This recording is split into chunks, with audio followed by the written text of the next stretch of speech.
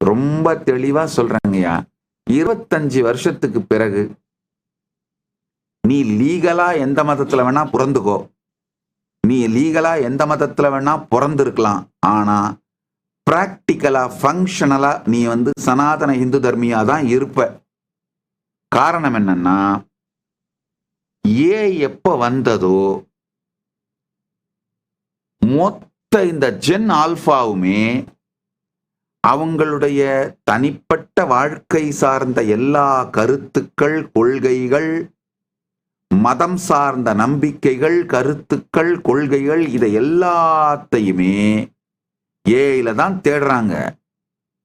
இப்ப ஏஐல தேடுறாங்கனாலே multiple options பார்ப்பாங்க. நேத்து நான் டிப்ரெஷன்ல இருந்தப்போ எனக்கு எந்த கருத்து உதவுச்சு அதுல இருந்து வெளியில வர்றதுக்கு, இன்னைக்கு நான் டிப்ரெஷன்ல இருக்கும்போது எனக்கு எந்த கருத்து உதவுது, அதை தான் அவங்க பார்ப்பாங்க. யூசர் ஃப்ரெண்ட்லியா நேரடியா ரிசல்ட்டை கொடுக்கக்கூடிய அது மாதிரியான கருத்துக்களை எடுத்து ஸ்டிச் பண்ணி தான் தேடுதலும் அவர்கள் இயங்கும் பாதையும் குறிக்கோளும் முடிவும் இருக்க போகுது.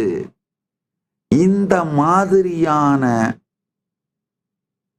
தேடுதலுக்கு, தேடுதல் சார்ந்த